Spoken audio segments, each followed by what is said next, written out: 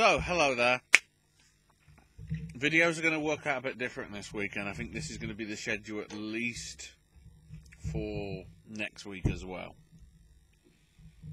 The indie wrestling stuff will be up as early as it is. It's delayed this week just because trying to sort everything out in terms of what movies that I want to see next week, because I know they won't be on the week after, except the conventions at the same time, so I can't be there because two places at the same time.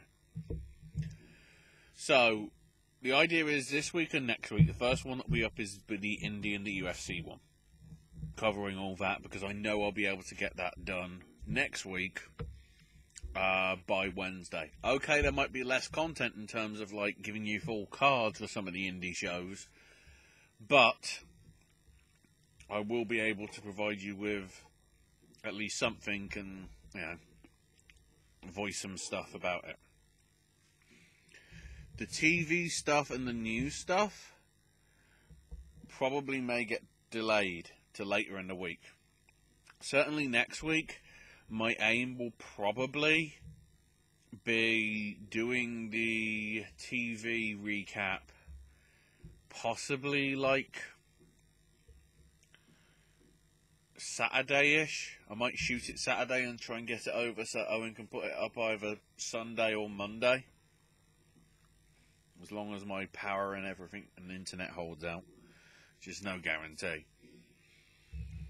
Same goes with the news. It'll be towards the latter part of the week. Certainly for, in fact, I might leave it, and, you know, the news will be skew-if and everything. There'll be not regular intervals.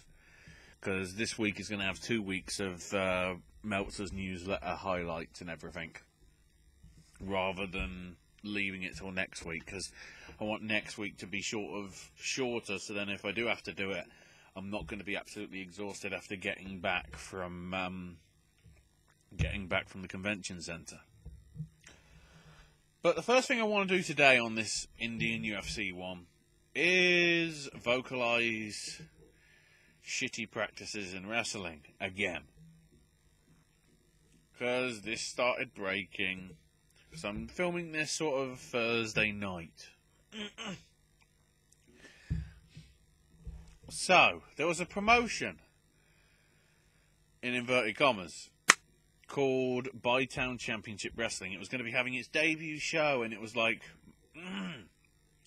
we're going to be having RVD, we're going to be having Sting, we're going to be having the Young Bucks, we're going to be having James Storm, Trevor Lee, Moose, John Morrison, all those. They're all going to be here. We're all going to be doing wonders. And then it came out Thursday afternoon. There was basically a pinned tweet that basically said, let me get it. All refunds have been processed and should appear within 2 business days. That's the only statement that they made at first. They put one out since. But, so the big details that is, the Bucks were basically saying, we've just been informed the show's been cancelled, we'll make up for it. Moose put up a very interesting sort of alert sort of tweet. Let me get the actual details from it. Yeah, shady promoter alert, as he describes it. I was taken off a show for Bytown Wrestling and not paid deposit 3 days before the show after being advertised for weeks, because they said they did a background check, and after investigations they said that they couldn't get him into the country. Which Moose found interesting, because as he notes, I trained with Scott D'Amore at Border City Wrestling and the Can-Am Dojo in Windsor, Ontario, and I've wrestled in Canada for nearly 20 shows. 20 appearances. It's like, there's some dodgy stuff there. So yeah, the Sting appearance disappeared apparently Sunday, the 10th of September. And then wishing him all the best in his future endeavours, which is weird.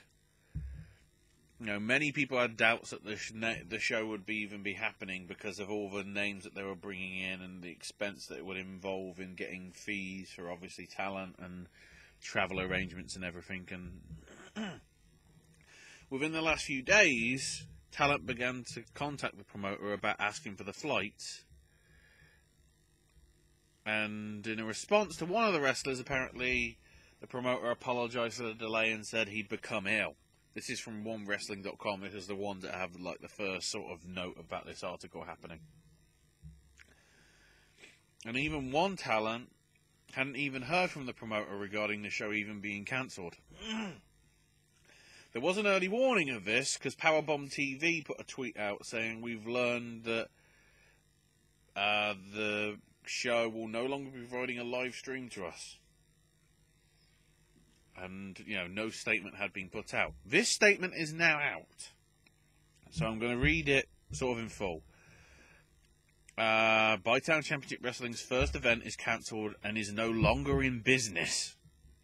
A partner who's no longer involved had made false promises, lied about contract negotiations, payments, and lied to the agents and wrestlers who've been booked and the wrestling community.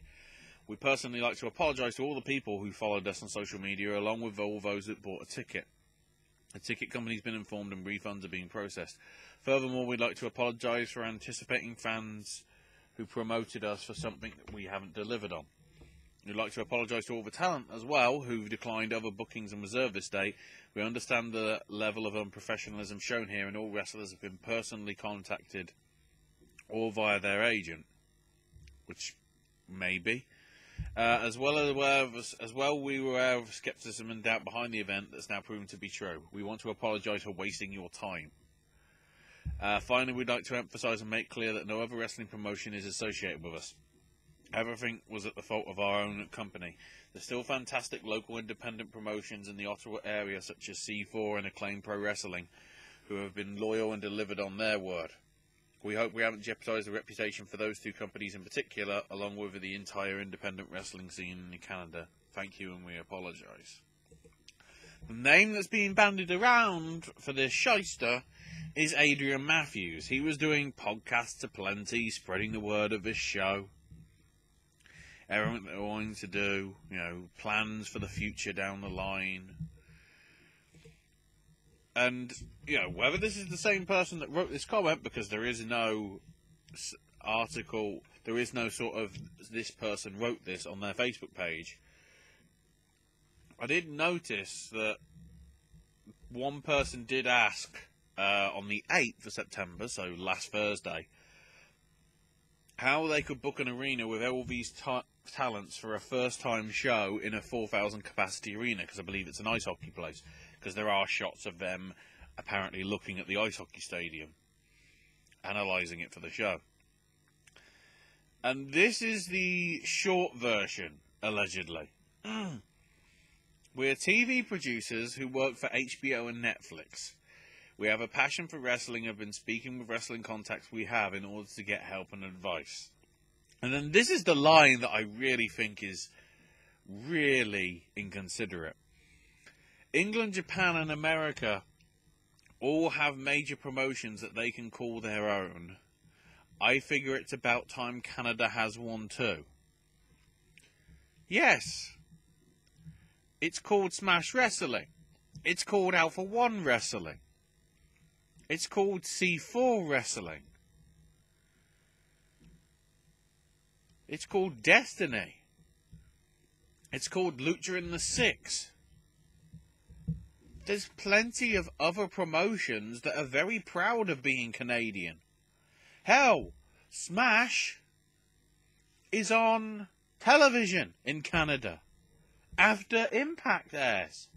That's how committed they are. And the great thing is, despite all this concern as to what the hell was going on with this show, they were still tweeting as of, Tuesday or Wednesday that this was happening. In fact, the first thing that's even on their bloody Facebook page is from the 3rd of August, when they put up their profile picture, which is basically just their logo.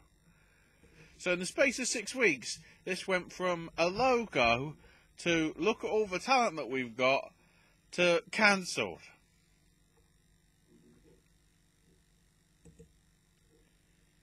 This is ridiculous. So apparently this Adrian Matthews, according to everything that I'm seeing on Twitter, Adrian is the one that's really getting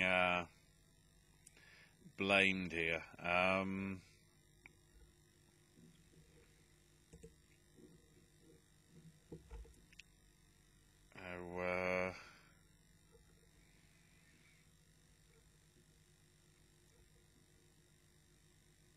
Adrian James. Oh, that's interesting. His name isn't even Adrian Matthews. That's his show name. Apparently, according to this, it says Adrian James, and like trying to make sure my rage is properly directed. Don't want to go off blaming the wrong people. So, wow.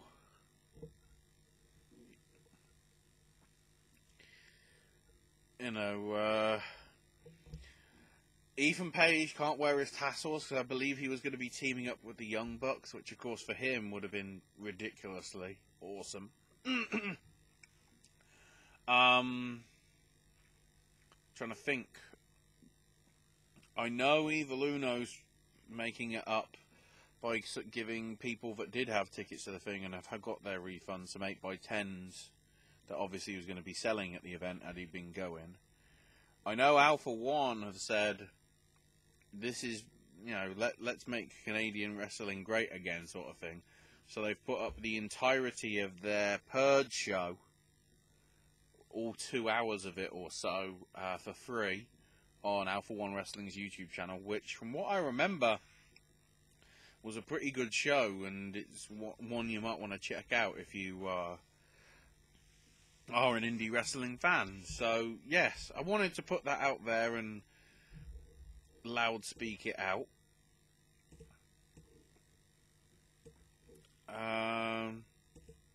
Very much so, because I believe the conduct here is rather I think the word is shitty. Yeah, shitty. So Adrian Matthews, Adrian James, thanks. You know, we hoped that this idea of promotions was being shady and all that was behind us. We didn't need to look back on that and go, oh, what a terrible thing. You're in the television business. You probably know all this sort of stuff already happens. And yet you still do it.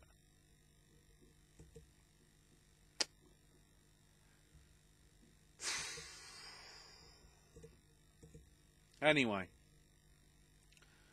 On to lighter stuff. Well, say lighter stuff. On to the rest of the actual indie stuff, the indie results. Actually, before we get to that, because I forgot to mention it last week and so I don't forget, let's cover UFC, because we've got a fair couple of weeks to cover on it. So, UFC are now partnering up with Fight TV to show their UFC pay-per-view events, which began with last weekend's UFC 215 show. All $60 of it, which is a bit awkward.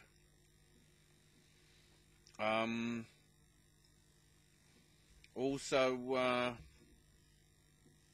it's interesting that Jon Jones passed the blood test that USADA administered following his fight against Cormier. It was confirmed that turinabol was a substance that caused the Fells test, and it's only tested in urine screenings, meaning it wouldn't have been tested in the one that was taken after the fight.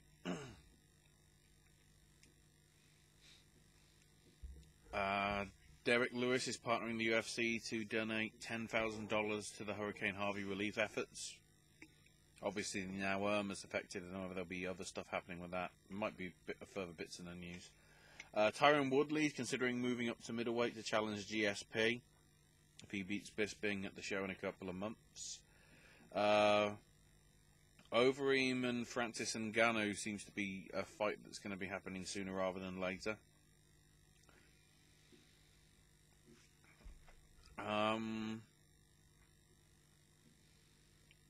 So interestingly, the main fight on the Fight Night show, Struve and Volkov, which we'll get to, which Volkov won.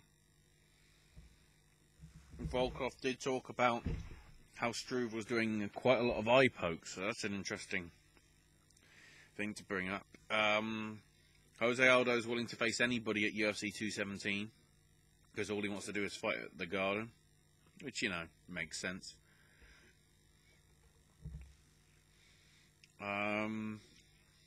Quick look.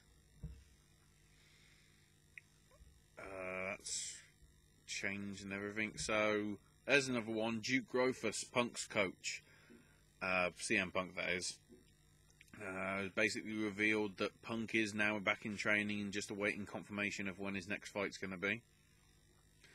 So I have to see. Nate Diaz bashed Conor McGregor for losing. So it looks like they're trying to build that, at least, as the return match, I guess, for Conor. And Diaz, for that respect.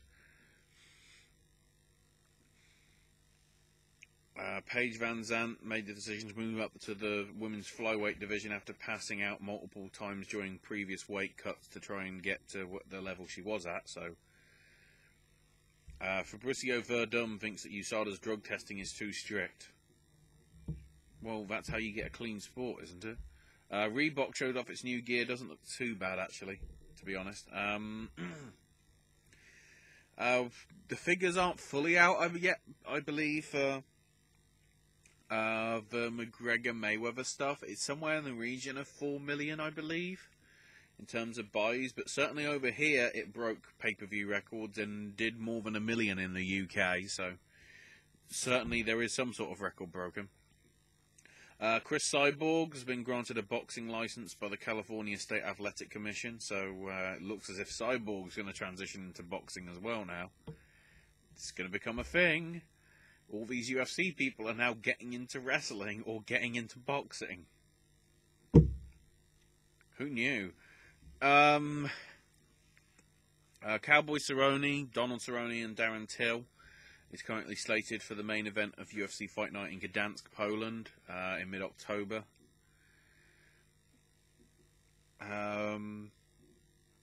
Demetrius doesn't care about his placement in the UFC pound-for-pound rankings. Also said that there's too many fights in the UFC. Well, that's a fair point, because, you know, there's practically a show every week for the rest of the year, it seems, with a few weeks taken out for various things. The Fertitta brothers have apparently as well sold their remaining stakes in the UFC, so the Fertitta era is officially over, if you say. So then, Thursday or Friday, the news came through that Ray Borg had to pull out of the fight that he was having at UFC 215 with Demetrius Johnson with an illness that wasn't related to weight cutting. I believe, as it stands, that's still all we know about it. Basically, he'd been ill all week, was getting progressively sicker, and the UFC doctors looked at him Thursday and ruled that he was too ill to fight and wouldn't clear him. So Demetrius didn't fight. Which was, he understood the situation, because obviously, as we know, it wasn't a case of, like, it was, you know, an unforeseen illness. It's not clear what it was, but apparently it's not related to weight cutting. They did offer refunds to anybody that asked them regarding the show because of it. And reportedly, if I look at the details, several hundred people did ask for refunds. But because the interest was such that basically the interest in the actual card itself was in the last 48 hours for people that did want refunds to actually for the attendance live. For every refunded ticket, it then got given to somebody who purchased it, so they didn't really lose out in terms of their attendance stuff. Viewership on Fox Sports 1 was pretty terrible for the UFC Rotterdam show. Oh, sorry, 33,000 in the Netherlands. With Jermaine de Rondemay on the panel. So she was at the show, even though she's injured. Jesus, the excuses. I mean, there might be legitimate excuses, but it's like... She got a win against Holly Holm that nobody saw coming, and then she didn't want to do anything with Cyborg. It could be seen as a smart move, but then it's like... Wants to fight, and then, oh, look, her hand suddenly... Yeah, not good. Who knows? Interesting that Dana wasn't actually at the UFC show, apparently because of prior business. Don't know what it was. Ray Borg did issue a statement after the pay-per-view, apologising to the...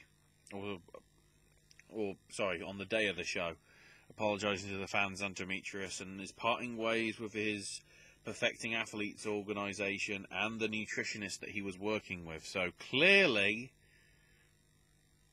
perhaps it's that, his nutritional diet, which again, they said it's nothing to do with weight cutting, but the fact that he's getting rid of them seems to me perhaps it might be. I'll have to see.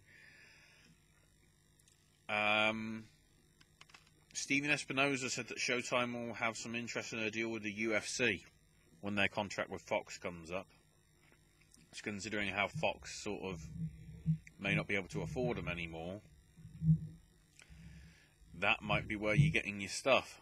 And because it's Showtime, it might be pretty easy to do it for pay-per-view, so who knows. And also, Bobby Lashley wants a title shot, or somebody who'll get him to one if he does come back to Bellator in December. He also is interested in fighting Fedor.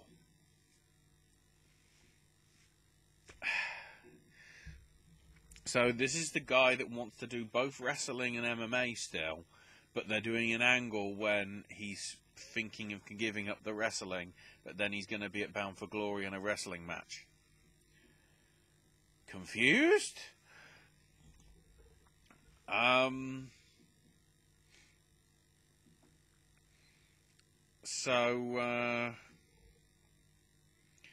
One of the referees in the UFC 215 stuff, who basically let one of the fights go on way too long, got pulled from the rest of the show. Dana White did note on Twitter, look at the poor kid's face, the ref needs his ass whooped. So that's pretty important. Conor McGregor is being sued, stemming from that bottle throwing incident that happened at the press conference. Demetrius doesn't know if he's getting paid for UFC 215 because of what happened. Also, due to an injury to Dmitry Sevnitsky, Justin Leday's new opponent for this Saturday in Pittsburgh will be Azuna Anawu on only 5 days' notice. He was part of the Tuesday Night Contenders thing, where he did win his fight, but I don't believe he got a contract, so he gets to step up and be a last-minute replacement. If he gets a win, he better be signed to a contract.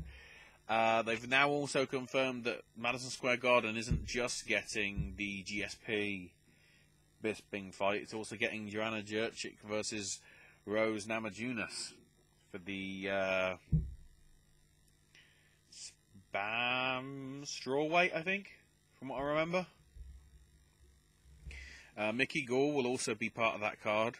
The CM Punk Slayer, taking on Randy Brown. Brian Stan was on the MMA Hour with Ariel Helwani, saying that he basically left his role with the UFC, wanting to be with his family more, and also the uncertain nature of a career in television. So that's interesting. Even Stan Maps realises that television might be on its way down in popularity.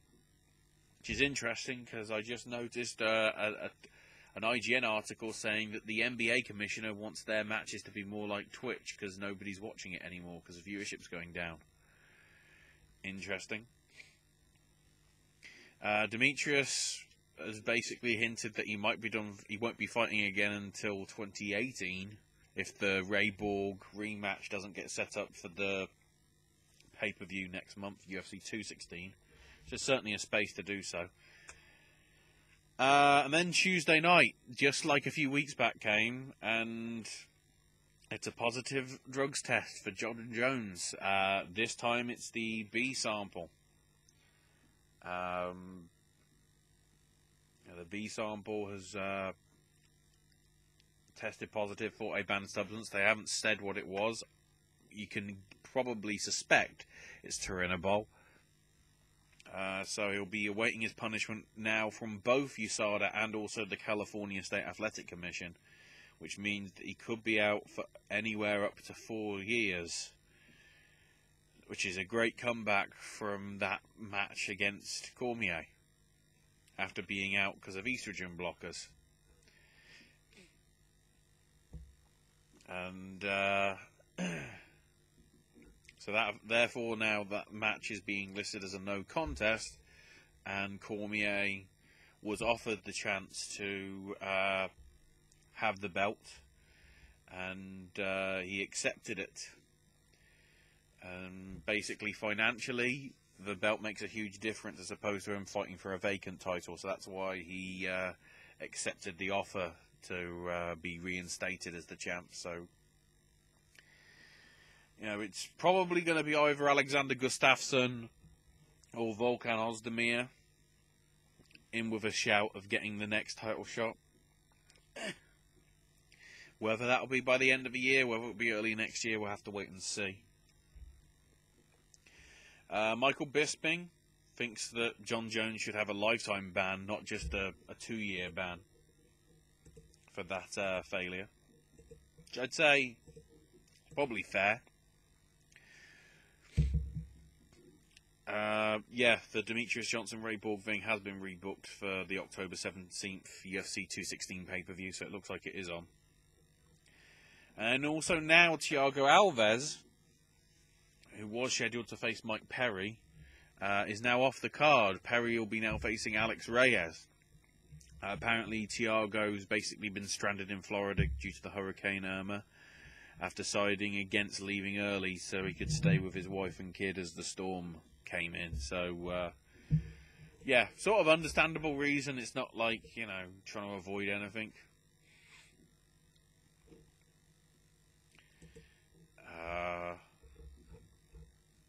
See if there's... Oh! There's the new daily update from F4W, so I might try and quickly see if there's anything in that for UFC stuff. Jon Jones posted a statement about his drug test failure when responding to a fan asking him to tell the truth, and the truth is it said, "I'd never do steroids. I put that on my children. I put that on my Heavenly Father." Yeah, but if he tested positive for turinabol, which I think is steroids, who knows? Jon Jones has now been removed from the UFC's fighter pound-for-pound rankings, so the top 5 as it stands now are Demetrius Johnson, so he's officially number 1, Conor McGregor at 2, Stipe Miocic at 3, Max Holloway at 4, and Cody Garbrandt at 5. GSP has reiterated that when he loses next, he will be retiring immediately. So, you know, whether it happens November, we'll have to see. Dustin Poirier will now be facing Anthony Pettis at the UFC Fight Night in Norfolk, Virginia on November the 11th. Max Holloway is waiting on a new contract before he goes into his next fight, so he's number 4, but he's waiting on a contract. Valentina Shevchenko, after her match this time against Nunes, believes that her next fight will be at flyweight, so there's another one moving up a division. So there's certainly the news there. And in terms of the cards to run down, let's see if I can find it. There it is. So the fight night in Rotterdam that I missed last week. I'll just go through the main card stuff. There was some good fights on the prelims. I'll bring them up if they're related to fight or performance of a night. So with the main card, this was all just on Fight Pass for US viewers. Leon Edwards beat Brian Barberena for a unanimous decision, 29-28 across all three judges. In the women's bantamweight division, Mariam Renaud beat Talita Bernardo via TKO with about 6 seconds to go in the fight. Ouch. That's sort of a shame. Like, so close, it's like, nope. Saiha Badaraza beat Rob Wilkinson midway through the second via TKO, and another TKO with Volkov beating Struve midway through the third of the 5-round match. Volkov and Struve's match did get Fight of the Night, so they got $50,000 each. In terms of the performances, it does go to the prelim undercard for both of them, actually. Marabek Tasimov, his 84-second knockout of Felipe Silva in the lightweight division got him $50,000. And then, even earlier on in the card, Zabit Magomesharipov, his rear naked choke submission late on in the second round against Mike Santiago in the featherweight division was impressive enough that he also got a $50,000 bonus as well. So moving on to the UFC 215 show from this past weekend. I'll go through all of these. So on the Fight Pass prelims, only 2 matches because of the shifting of the card. We had Kaijan Johnson beat Adriano Martins with a 3rd-round knockout, and Arjan Bular beating Luis Henrique, unanimous decision 29-28. Then on the Fox Sports 1 prelims, in the lightweights, Alex White beat Mitch Clark via TKO late in the second round. Rich Glenn victorious over Gavin Tucker in the featherweights, really unanimously, although some of these scores cards were a bit weird. So we had a 29-27, but the other 2 gave it 30-25 and 30-24. There must have been knockouts then, or resounding beatdowns, because if you go on the 10-9 deal, it should be 30-26. So one judge gave at least one 10-8, the other gave 2. Or even a 10-7.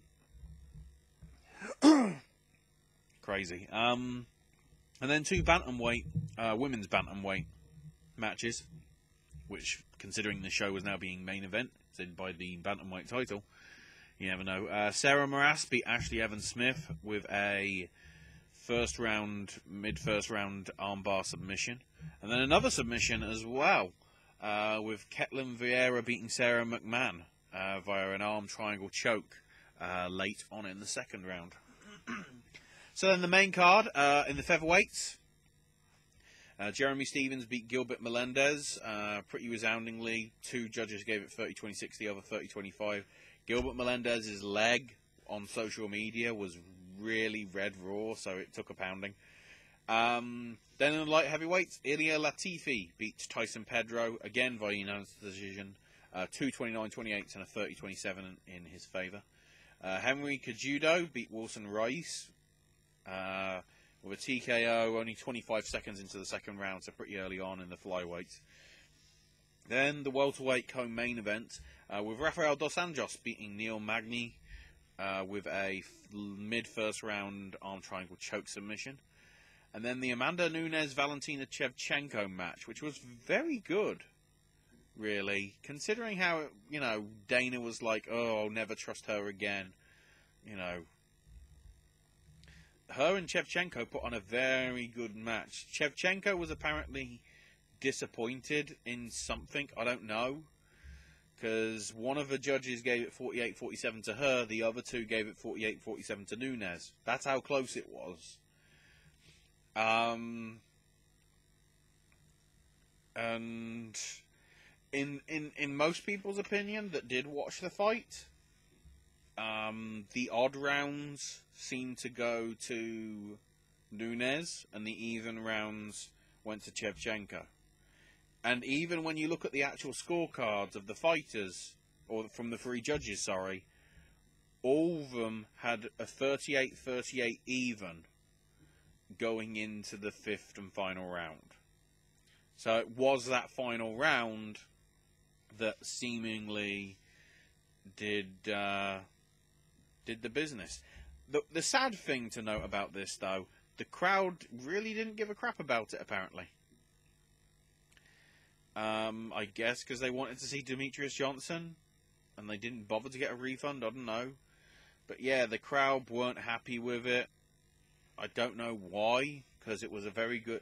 I'd like to see a rematch. There is some belief that because the pay-per-view buys may be down because it wasn't as strong a pay-per-view card as it could have been, and the fact that the crowd in the arena gave a relatively negative response to it, that we won't be seeing another rematch. But it's like, at the rate we're going, considering nobody else is really in the division, they're all moving up to flyweight. You never know. Jeremy Stevens and Gilbert Melendez's match, though, got Fight of the Night, even though it was one-sided as hell. Wow, really? That just surprises me. I guess they gave him Melendez money for, coping with the beating. I don't know. Rafael dos Anjos got a 50,000 bonus for his submission for Performance of the Night.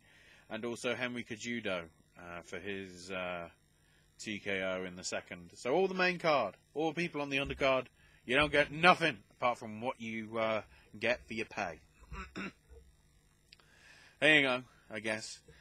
And then moving on to this weekend, we move to Pittsburgh, the PPG Paints Arena. It's a lot of P's. Because it's Pittsburgh, Pennsylvania. Yeah, Pittsburgh, Pennsylvania, the PPG Paints Arena. Jeez. P's. Shouldn't say G's, should be P's. All the P's. As it stands, there's only one fight past prelim fight at the minute, with Jason Sargo facing Gilbert Burns on a lightweight. If any other match doesn't happen, we might just have Fox Sports 1 and stuff all night long. So on the prelims, we have Luke Sanders versus Felipe Arantes in the bantamweight division. Christoph Jotko versus Uriah Hall in the middleweights. Anthony Hamilton facing Daniel Spitz in the heavyweights. And Tony Martin versus Olivier Aubin-Mercier in the lightweights. Then with the main card, 6 fights on this one. So they're going pretty crazy. First off, a heavyweight bout with Justin Leday versus Zhu and Nuamu, the last-minute replacement, as we talked about earlier. Kamaru Usman versus Sergio Moraes in the welterweight divisions next. Then lightweight contest with Gregor Gillespie versus Jason Gonzalez. Another middleweight match with Hector Lombard taking on Anthony Smith. Then more welterweight action with Mike Perry versus Alex Reyes. Again, one that's been affected by the changes. And then the main event, Luke Rockhold in a middleweight match against David Branch.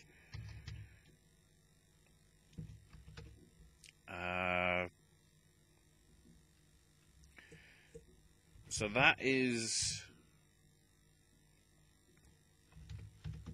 that's the UFC stuff.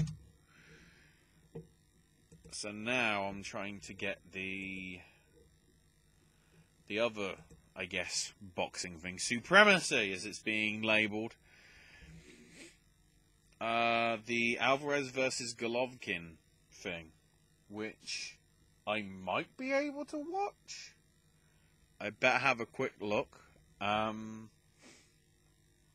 not sure. I'll have to see. It might just be on pay-per-view.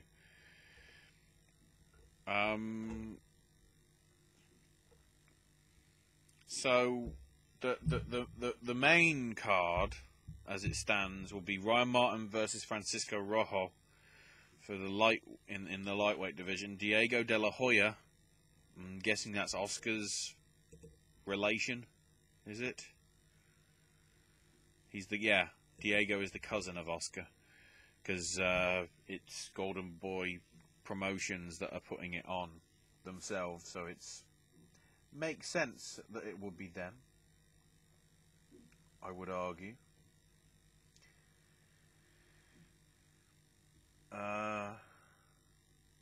Oh wow, I actually might be able to watch that, maybe.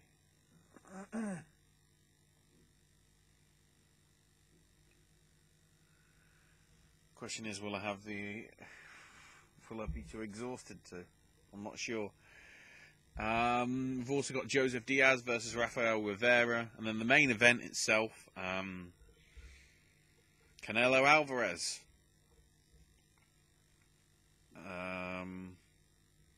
Taking on Gennady Golovkin, winner takes all. So it's the Ring Middleweight Championship belt held by Alvarez on the line. And then also the WBA, WBC, IBF and IBO middleweight titles held by Golovkin, Triple G, whatever you want to call it. And also the lineal middleweight championship, which is vacant. So basically, what we mean by that is whoever basically wins this match is going to be the undisputed. Hence the supremacy line. All coming from the Vegas place, if you want to call it that. It's not even listed here, but I believe... I should probably check this out. Nicola Adams, one of the...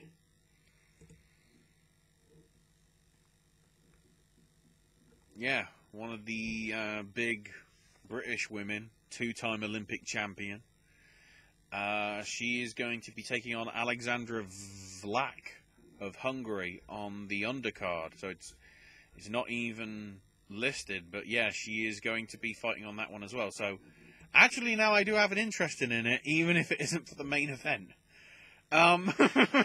So you never know, I might actually be covering that on in the middle of next week when I get to the Indy stuff and the UFC stuff. So yes, there we go. So because I'm noticing the time and because I know what's got to happen here. Results.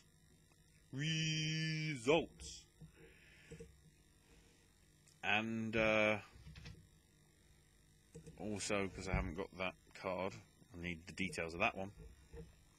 So, starting off with the New Japan stuff. So, the Kurikan Hall shows seem to go down pretty well, arguably. It was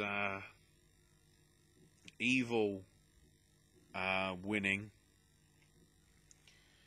or I guess LIJ winning. Evil being the, I guess, sole survivor, managing to also actually take out Okada with a roaring elbow. So that was like the, oh my god. And then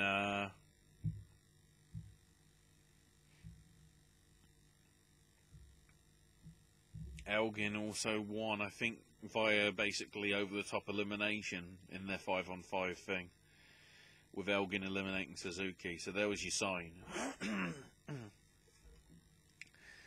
So then we get to the Fukushima show, and wow. I won't go over all of it. All I'll say is LIJ retained their 6-man tag belts in a, solid match, but nothing really sort of special. Also in the triple threat tag match, if I get the details for it, War Machine retained, taking out Killer Elite Squad and then hitting the fallout on Tangaloa.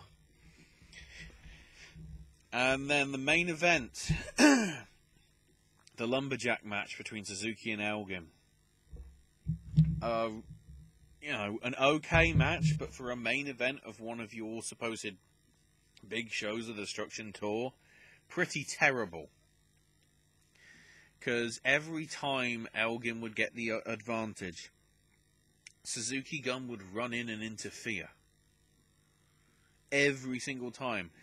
And any time Suzuki was on the offense, Taguchi Japan did nothing. But and then on top of that, bloody Iizuka's stupid Iron Fingers of Death thing got brought out as the gimmick. The gimmick that is like, it's worse than Bone Soldier. And that was bad. And, you know, I now fear that the match that he's going to have with Cody Rhodes at the pay-per-view in a couple of weeks, in fact, no, next week, actually, come to think of it, is going to be terrible. If that's what he delivers here against Elgin.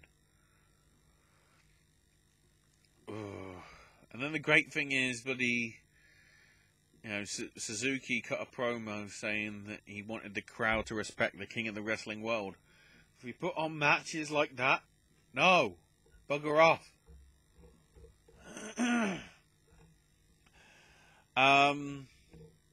The other stuff, in terms of the New Japan stuff,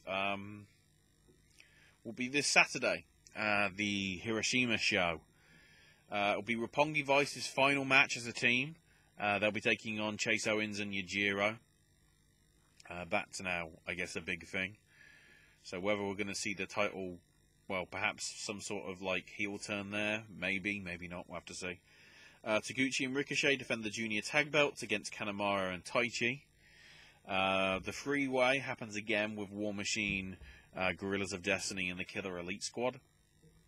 Kushida defends the junior heavyweight title against El Desperado. And then Tanahashi versus Zack Sabre Jr. for the Intercontinental title. At least, hopefully, those two should be good. Taichi and Kanemaru should deliver as well with Taguchi and Ricochet, I'd say. So, hopefully that one will be better. That's all I'm saying. Hopefully. Please. Just please.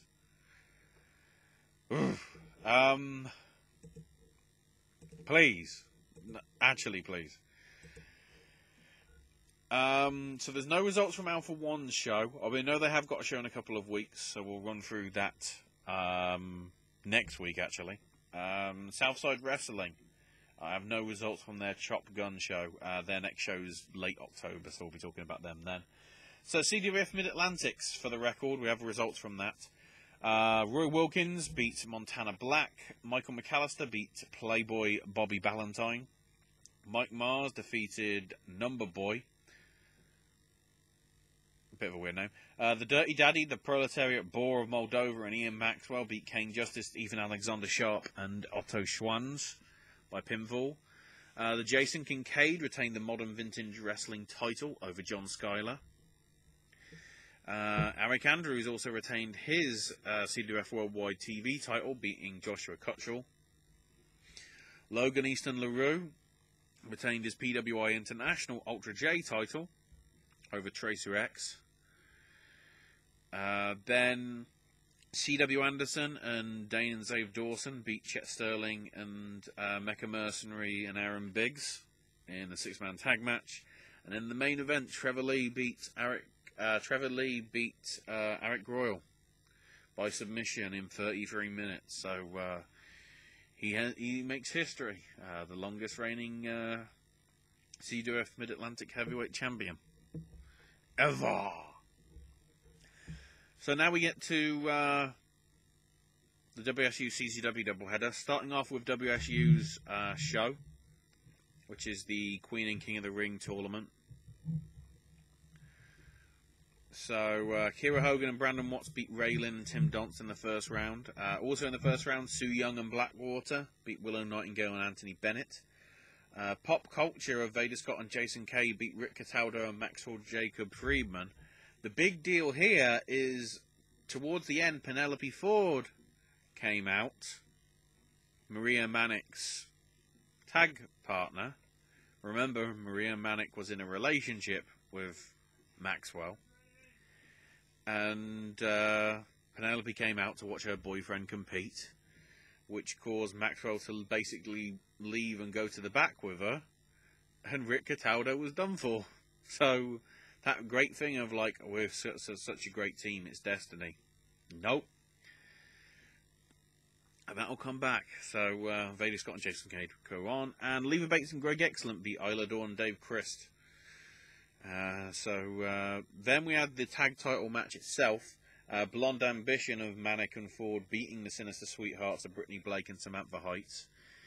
Which, the ending saw Rick Cataldo try and come out to distract, Blonde Ambition, who was supposed to be in Rick's corner, but basically he cost Blake and Heights the win for his antics. So Blonde Ambition retain. So yeah, double bad night for Rick. So then in the semi-finals of the tournament, Su Yung and Blackwater beat Kiera Hogan and Brandon Watt, and then Pop Culture beat Leva Bates and Greg Excellent. Then we had the WSU World Title match with Mercedes Martinez retaining against Jordan Grace. The undefeated streak is dead. Mercedes is still champion. And then Su Yung and Blackwater won the actual tournament itself, beating Pop Culture. So there's your champs. So then we get to the CZW show. So OI4K beat the Ugly Ducklings in the opening match. Then we had Sammy Callahan beating Jimmy Lloyd. Shane Strickland retained the CZW World title against his challenger, who turned out to be Jason Cade, who'd only just obviously finished a few hours before as part of Pop Culture, making it to the finals. So 4 matches in one night. Somewhat impressive. Mr. Claxton beat Matt Tremont, and it was then revealed, I think here or either later on in the night, that Matt Tremont is the new 50% owner of CZW with DJ. So I guess bloody Zandig gave up. I don't know. So I guess Tremont's heel turn now means nothing, because, yeah, he might as well just be the face of the company. That's why he's not doing death matches anymore, because he's now going to be in charge of it. Hopefully this doesn't impact OPW, One Point Wrestling, that he's in charge of. The Chris Cash Memorial Ladder Tag match then happened with Dave McCall and Nate Carter beating the Private Party to get the #1 contendership to those CZW tag titles held by CCK. We'll get to them. John Silver beat David Starr. Masada beat Stockade, Tim Johnson, Zachary Wentz to get a title shot at the Wired title somewhere down the line. Then after that, the Wired title match happened itself with Maxwell Jacob, Feinstein, Friedman. Don't list him as Feinstein because nobody else does. Maxwell Jacob Friedman beating Ace Romero. So I guess Maxwell versus Masada somewhere down the line. Ooh, that could be interesting. And then Alex Colon beat Danny Havoc in the crazy death match with God knows what happening. So Danny Havoc went out on his back, appropriately. So the Wrestlecircus Texas vs. the World show, pretty good. This I did see pretty much most of. So the opener was 4-way, so Flip Gordon beat JT Dunn, Manny Fernandez, and Trey Miguel. Worth noting for this show, Rich Piccini, formerly Rich Brennan from NXT, did all the broadcasting from his home in Orlando because he wasn't able to make it because of the hurricane stuff. So there was a bit of a delay on the feed to what he could see and everything, but he did a very good job, and Wrestlecircus did a very good job, so full credit to them certainly for it. So Britt Baker came out with the titles, the tag titles, and basically said she was allowed to pick a partner to replace Adam. But then she said, Adam isn't replaceable. Vacated the titles. So instead, challenged Tessa Blanchard for the Sideshow and the women's titles. Both on the line. Which then led Scorpio Sky, who was going to be going, I guess, for both titles, instead teaming up with Scorpio Sky, who may or may not run the promotion, to now sort of go into the tag title situation, along with extra talented of Ricky Starrs and Aaron Solo. So the vacant titles will be there will be new champions crowned. That's what I'm trying to say. So then we had Joey Ryan beating Chelsea Green. Except that's how it should be listed, because it started out as that, But then Chelsea fell on Joey's dick. They gave an X sign, she got carried to the back. And then all of a sudden she came back as Laurel Van Ness with a wedding dress and everything. Because apparently they are separate people. They had nothing to do with each other. Basically the match was supposed to be, I think, Delilah Doom as well in a triple threat. But Delilah had travel issues because of the hurricane, so she wasn't able to make it. Then Bestia 666 beat Mecha Wolf 450 and Laredo Kid in a triple threat. Fans threw money in the ring. Then Brian Cage beat EC3 with Cage's title shot on the line. Then, but by the sounds of it, the rematch between Strickland and Cage will be happening at the October 21st anniversary show. Then after the interval, Christy James beat JC Serious. And as I said on Monday, if you saw that, she actually did a decent job.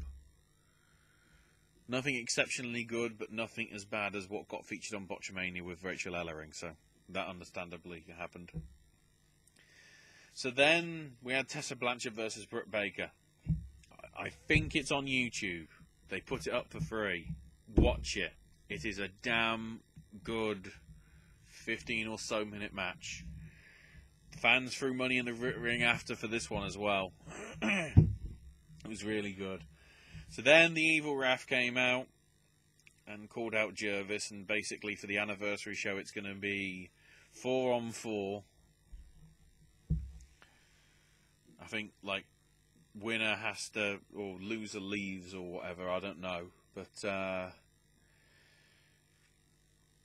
the ref then slapped Jervis and was going to beat down on him further, but then here comes Super Cop Dick Justice, who runs in, makes the save, and then Jervis is like, how about I help you? And he goes down on the mat. Dick Justice does his splash, and Dick Justice wins the match. Now, some of you may be going, hey, when did this happen? So, and this is back into the lore, if you will. There was a match that they had at the first show in last October, which had a 1-year time limit. So there was the payoff. The payoff was 11 months after the match started, it happened. Technically, that may be the longest match in wrestling history. I don't know. Keith Lee beat Jack Evans. Sammy Guevara beat Jay White, and then Extra Talented won the vacated titles, the big top tag team titles, beating Condren and Sky. So there you go. And then Progress Wrestling. God, it never ends. Chase the Sun from Ali Pally. So Chuck Mambo beat Spike Trivet in the pre-show. We open with the ladder match with CCK winning, beating British Strong Style. Then Tony Storm beat Dahlia Black to retain the women's title. Then afterwards, Ginny showed up and attacked Dahlia Black, going after her previously injured ankle with a steel chair. So, I guess that storyline isn't over. So then the open challenge was answered, for Zack Sabre Jr. was answered, of course, by Marty Scurll. Sabre won in what's said to be a really damn good match. Afterwards, Marty did note that he won't be around for a while, but it was important that he was there today because Progress means so much to him. So, by a while, does that mean WWE? Does that mean just he's going to be doing more stuff in Ring of Honor and New Japan, PWG? So he can't do so many UK shows. It's a shame, but you know, there was a last hurrah, if you will.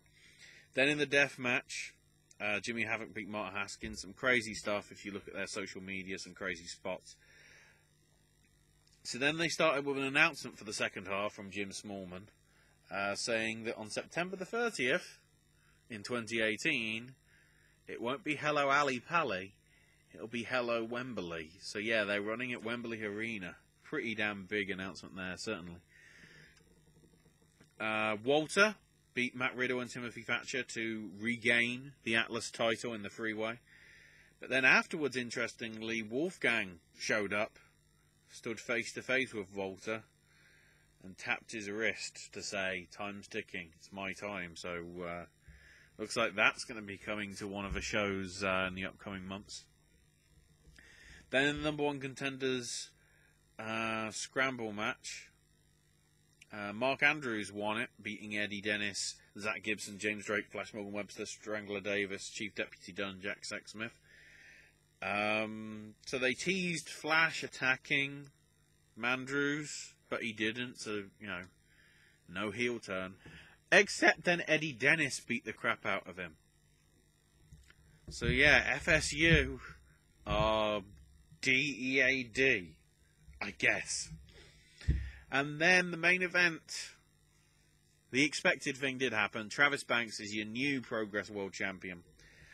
During the match, Mustache Mountain appeared with sledgehammers, but the ref sent him to the back. Then the ref got knocked out, so Seven and Bate showed up again with the hammers, but CCK took him out to the back. So then Dunn tried to use a sledgehammer himself, but Chris Roberts took it from Dunn. Dunn took it back and slapped the referee, and the referee was recovering from the slap. Banks grabbed the hammer from Dunn, smashed it into Dunn, put on the Lions Clock submission, and Dunn taps. And then he celebrates with CCK, and he celebrates with his mum and dad. And that's how the show ends. It's a nice little thing there. So, this coming week, going back to New Japan first, because I shouldn't have scrolled there. In terms of New Japan, the show this week is... Oh no, I already did that one. Blah. So much to do, so little time, because I'm already running over. So I might not go through this dramatically quickly. So Saturday, CMLL's anniversary show from Arena Mexico. We've got a 6-man tag with Blue Panther Jr., Stuka Jr. and the Panther versus that Dragon Rojo Jr., Acechio and Polvora.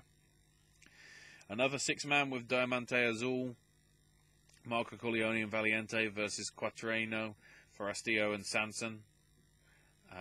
Then Cranio, Rush and Sam Adonis versus Cavernario, Felino and Negro Casas. And then your big ones, I guess. The Mask versus Mask match with Princesa Suhei versus Zuxis. Then another 6-man with Caristico, Flip Gordon and Volador Jr. taking on Kojima, Mephisto and Ultimo Guerrero. And then the Mask versus Mask match main event of Nibela Roja versus Gran Guerrero. Dragon Gate Japan have a show, the Dangerous Gate show at the Ota City Gymnasium in Tokyo. I don't have the card for that because it's still being established from house show stuff. Bellatrix, in conjunction with Shimmer, are doing a show this Friday, which will be live on Fight TV, I believe. Alex Windsor will be defending her Bellatrix World title in that in a freeway against Laurie and Queen Maya. Shotzi Blackheart defends the Phoenix of Rise title against Chelsea Green. Laurel Van Ness, whatever she's going to go by. Scarlett, the Bellatrix British champion, faces Mercedes Martinez, the Shimmer champion. I believe that's non-title.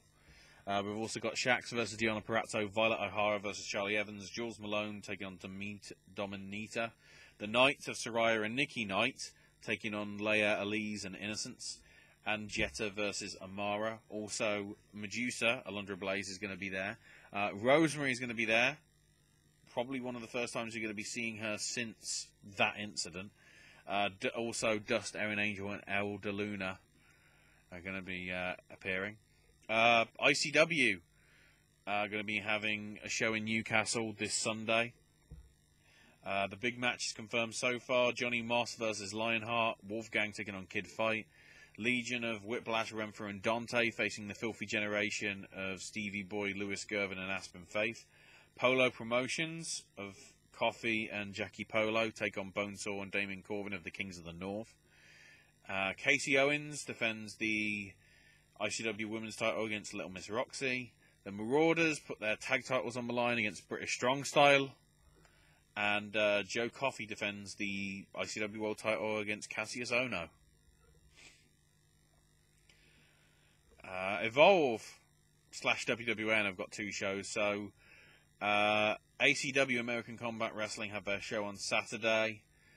The big main event of that one, at least, will be the Newport Richie Street Fight No DQ Full Count Anywhere match for the ACW Heavyweight title, with Paro defending against Irish Jack.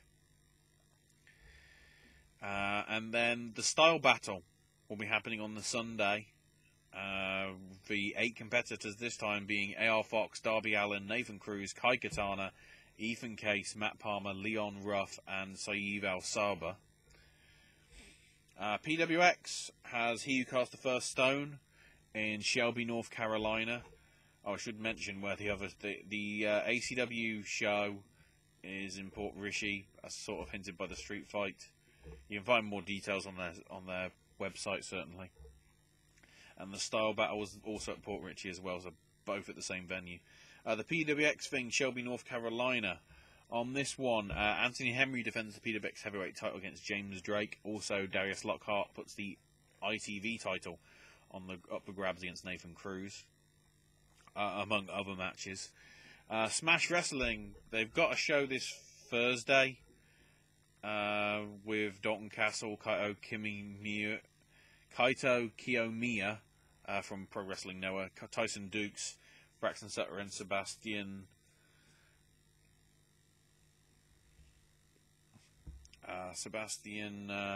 Suve, apparently. It's pronounced. So it's not even... We were getting it wrong, me and Owen, either way, whether it's Suave or Suave. Apparently it's Suve. Who knows? That's already happened, though, by the time you see this. So the big one, though, is this Sunday. So I believe there's general admission tickets still available for both shows, but they will be limited. So they've got 2 shows back to back for a couple of hours in the afternoon with 2 p.m. doors, 3 p.m. bell time. From the Ground Ups happening with Xandra Bale versus Samantha Height, Space Monkey taking on Aiden Prince, the Kevin Bennett Experience versus The Best. That's a tag team match, by the way. Young Miles versus Kevin Blanchard, Kobe Durst taking on Matt Angel, and Carter Mason facing Kevin Blackwood. Their next show is show number 100, hence why it's titled 100. And they're announcing no matches for that. There's going to be surprises galore. So we'll have to see what goes down for that one. This Friday, Shine 45 coming from the Orpheum in Ybor City, Florida. You can watch it live on FlowSlam. In terms of the matches, we've got Stormy Lee versus Lady Chardonnay Darcy, Ariel Monroe versus Natalia Markova, Vanessa Craven taking on Dementia DeRose. The Cutie Pie Club of Candy Cartwright, Kira Hogan, and Aria Blake face Aya Pereira, Dynamite DD, and Leah Knox in 6-woman tag action. Alison Kay versus Brandy Lauren in a grudge match. Be careful there. In a match where anything goes, it'll be La Rosa Negra taking on ACR. Priscilla Kelly defends the Shine Nova title against Jordan Grace, and Lufisto puts the Shine World title up for grabs against Evilise and Holidead. And then finally, AIW, their last show for 9 weeks, I believe they're saying.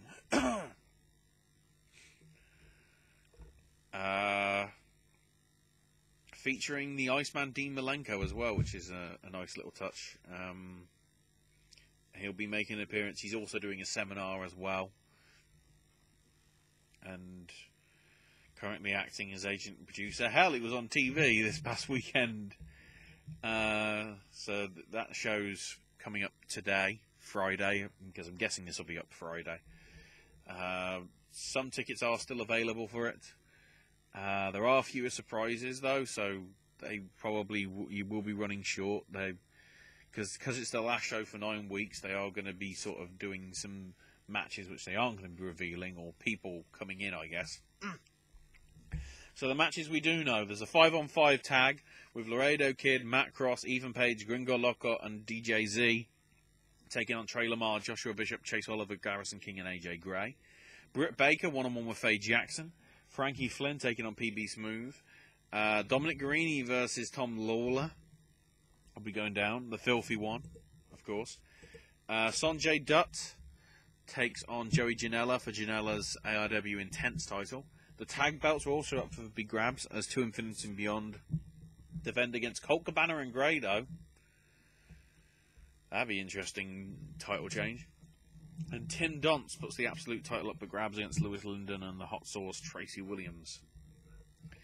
And that's your lot. So that's your indie stuff and the UFC stuff covered.